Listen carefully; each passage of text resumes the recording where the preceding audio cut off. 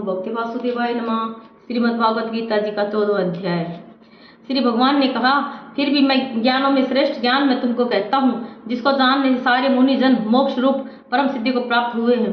इस ज्ञान की सहायता से मेरे स्वरूप को प्राप्त हुए लोग सृष्टि के समय जन्मते नहीं और प्रलय काल में कष्ट नहीं पाते। हे अर्जुन, पर ब्रह्म मेरी योनि है, मैं उसमें गर्भ को रखता हूँ और उसमें भूतों की उत्पत्ति होती है। हे कौन्तेय, सब गर्भों में जो विभूतियां उत्पन्न होती है उनका उत्पत्ति स्थान प्रकृति है और बीज देने वाला पिता हूँ। हे महाभाव, प्रकृति से उत्पन्न सत्व, रज और तम तीनों गुण देह में रहने वाले निर्विकार आत्म को बांध लेते हैं। हे अनग, इनमें तत्व निर्बल होने के कारण प्रकाश और निरुपद्रव है, जो प्राणी सुख और ज्ञान के साथ बांधती हैं। हे कौन्तेय, रोगात्मक रजोगुण में से तृष्णा और आसक्ति उत्पन्न होती है, जो प्राणी कर्म के साथ बांधती है। तमोगुण की उत्पत्ति अज्ञान से है, यह नम्र आलस्य निद्रा से प्राणी को बांधता है। हे अर्जुन, सत्व सुख उत्पन्न करता है, रज कर्म पैदा करता है, तम सब ज्ञानों को ढककर प्रमाद पैदा करता है। अर्जुन, सत्वगुण रज और तम को दबाकर बढ़ता है, इसी प्रकार रज सत्व और तम को और तम सत्व और रज को दबाकर बढ़ना चाहता है। इस देह में इंद्रियों द्वारा जब ज्ञान का प्रकाश उत्पन्न हो, तब समझिए सत्वगुण की विशेष वृद्धि हुई है। हे कौन्तेय, रजोगुण की वृद्धि में लोभ, कर्मों में प्रवृत्ति, कर्मों का आरंभ, अशांति और इच्छा उत्पन्न होती है।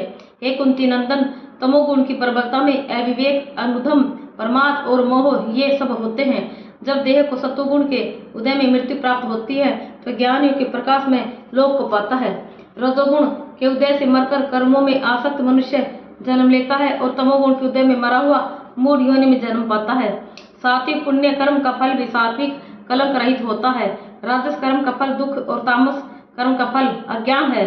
सत्व से ज्ञान उत्पन्न होता है, रज से लोभ तथा तम से प्रमाद, मोह और अज्ञान की उत्पत्ति होती है।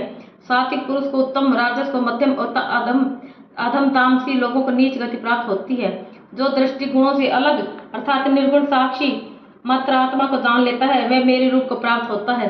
जो देह शरीर में उत्पन्न होने वाले सत्व रजतम इन तीनों गुणों को जीत लेता है, वह जन्म मृत्यु बुढ़ापा रोग से छूटकर मुक्ति पाता है। अर्जुन ने पूछा, हे प्रज्ञ है, कैसे मालूम हो कि अमुक मनुष्य ने तीनों गुणों को पार किया है? उसका क्या बर्ताव है? किन उपाय से तीनों गुणों को त्यागता है? हे पांडव, प्रकाश, प्रवृत्ति और मोह होने से जो दुखी न हो और निवृत्ति होने से उनकी इच्छा न करे, उदासीन मनुष्य के समान, जिसको सब दुख समान है और गुणों के कर्म होते ही रहते हैं, यह जानकर जो निश्चिंत रहता है, वह कभी विचलित नहीं होता।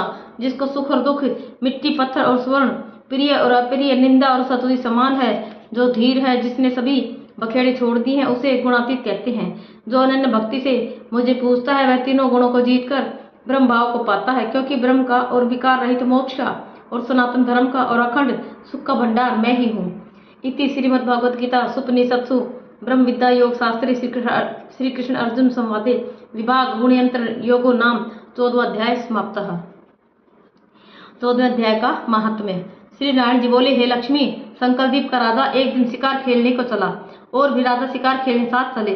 संकलदीप के राजा ने दूसरे राजाओं के साथ शर्त बांधी कि जिसका कुत्ता शिकार मारे सो लेवे। सब राजाओं ने अपने अपने कुत्ते छोड़े।